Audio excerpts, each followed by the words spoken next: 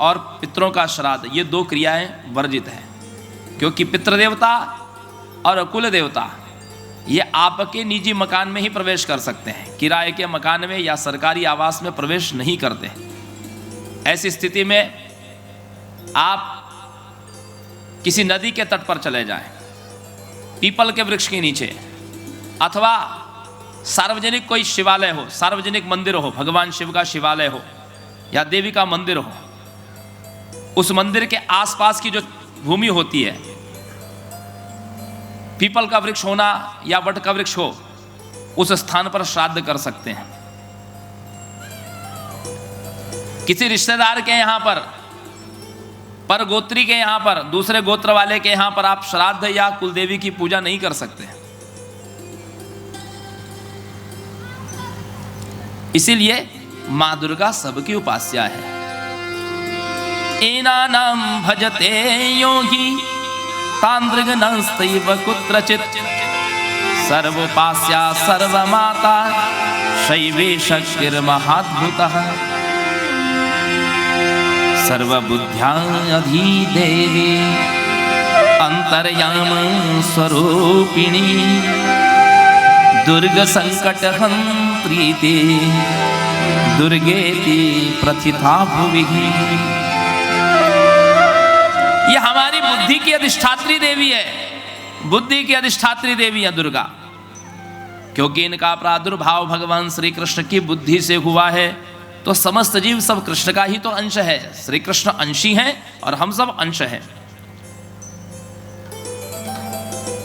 तो हम सब की बुद्धि की अधिष्ठात्री देवी मां दुर्गा है और प्राणियों के दुर्गम संकट को हरण करने वाली हैं, इसीलिए हम इनको मां दुर्गा कहते हैं। दुर्ग संकट हंत्रेति दुर्गेति प्रसिद्धा भुवि।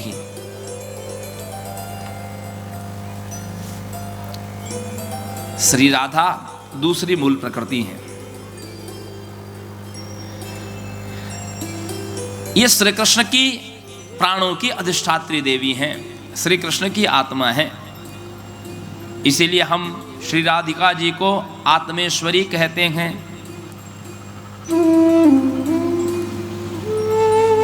रास मंडल की अधिष्ठात्री देवी होने से इनको रासेश्वरी भी कहा जाता है।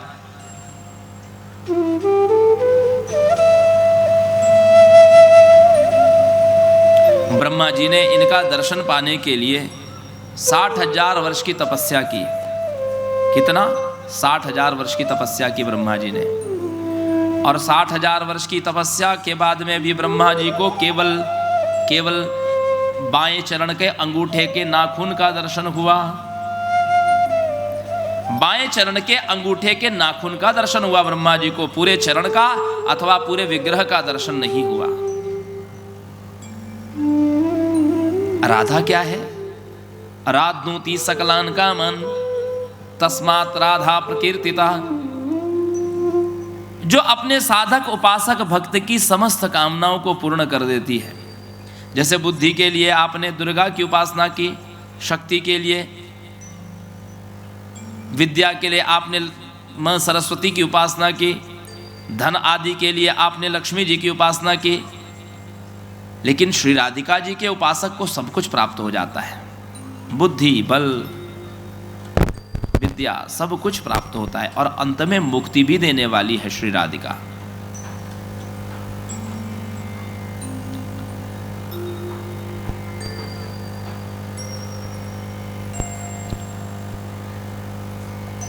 ब्रह्मा जी को इनके केवल पैर के अंगूठे का दर्शन हुआ,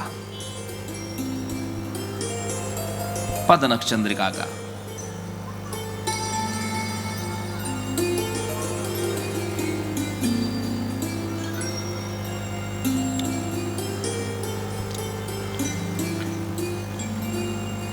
मां सरस्वती का आपने कल वर्णन श्रवण किया।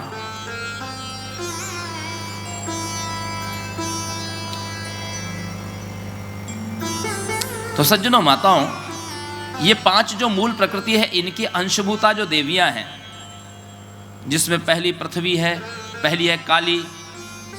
देखिए, महाकाली और काली दोनों में अंतर है।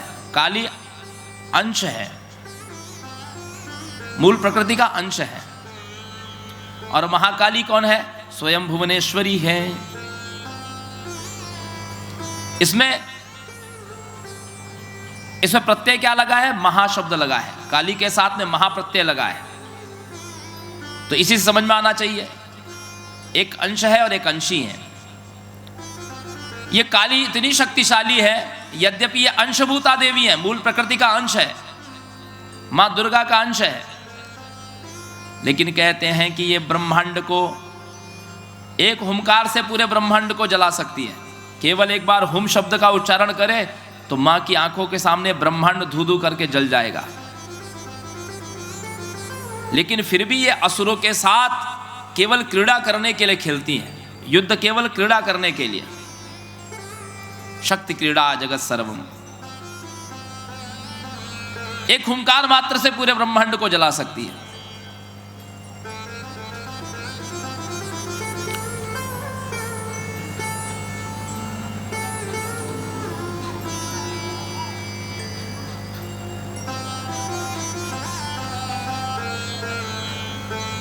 इन्हीं काली को हम लोग भद्रकाली भी कहते हैं। भगवान शिव के गणों में रहती हैं ये भद्रकाली।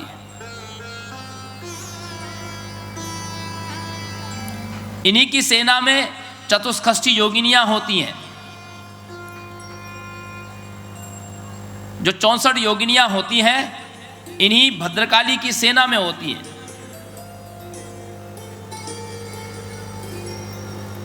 गजानना आदि इनके नाम है।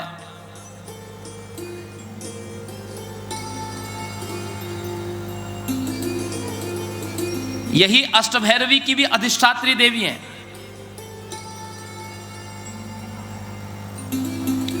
दूसरी मूल प्रकृति का अंशभूता है पृथ्वी देवी, जिसका आपने कल वर्णन श्रवण किया।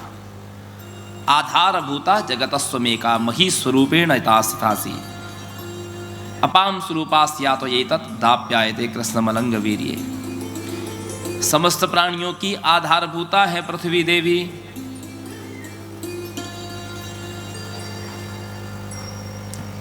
लेकिन पृथ्वी एक फूल का भार नहीं उठा पाती है। एक पुष्प को पृथ्वी पर रख दीजिए, पृथ्वी के लिए भार हो जाता है। एक जनेऊ जिसको हम लोग कंधे पर धारण करते हैं, पृथ्वी पर रख दीजिए, पृथ्वी के लिए भार हो जाता है। एक जलता हुआ दीपक पृथ्वी पर रख दीजिए, पृथ्वी के लिए भार हो जाता है। पृथ्वी कोई वजन देने वाला, मनुष्य के पाप पृथ्वी के लिए भार है। मैं तो सज्जनों, जीव जो पाप करता है पृथ्वी पर खड़े होकर के जो झूठ बोलता है, झूठी प्रतिज्ञा करता है, पृथ्वी पर जो मैथुन करता है, पृथ्वी पर आप शयन करिए, पृथ्वी के लिए भार नहीं है।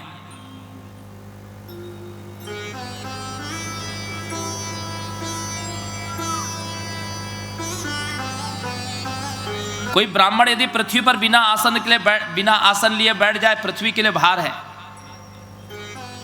और कोई माता यदि पृथ्वी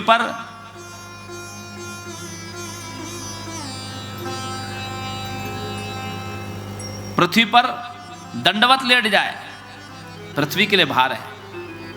इसीलिए तो स्त्रियों को, माताओं को किसी को भी दंडवत प्रणाम नहीं करना चाहिए।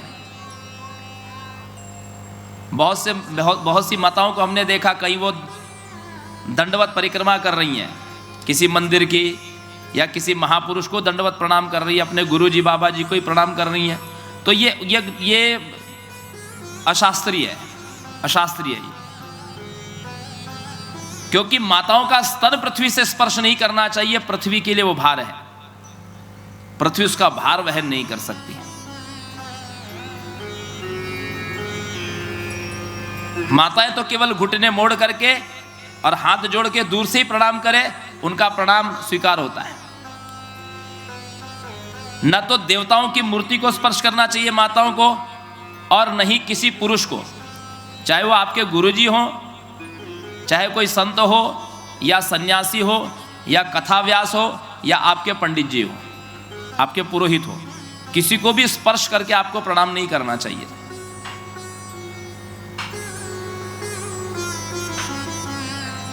इसका विज्ञान है सज्जनों माताओं, ऐसे नहीं।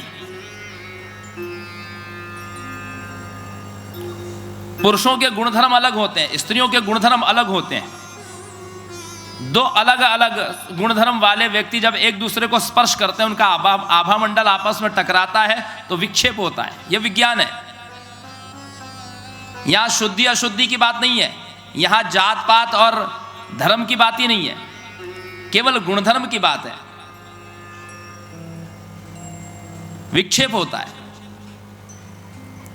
अलग गुणधर्म वाला व्यक्ति दूसरे गुणधर्म वाले व्यक्ति को, चीनी में नमक मिला दीजिए,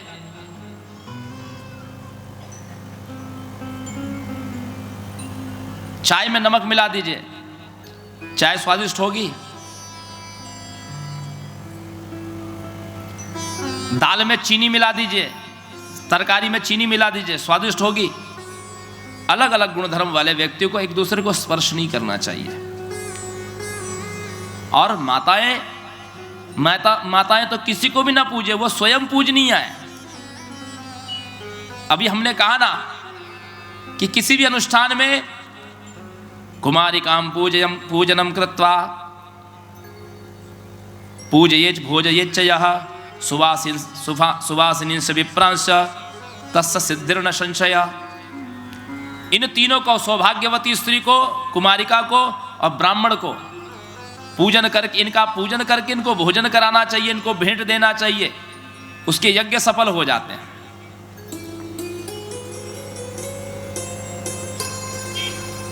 क्योंकि इनको मूल प्रकृति का कलांश भी माना गया है। मूल प्रकृति की जो कला है उस कला का अंश भी स्त्रियों को माना गया है। इसलिए कहते हैं यत्र नार्यास्तु पूज्यन्ते रमन्ते तत्र देवता।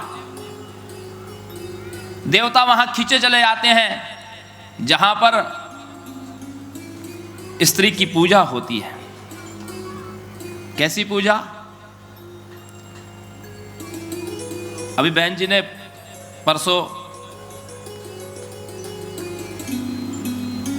भैया सचिन जी की तरफ से, और क्या नाम है बहन जी का, उनका क्या नाम है, धवड़,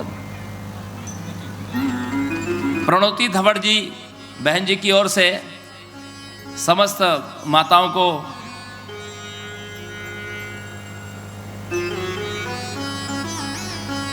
ओली श्रृंगार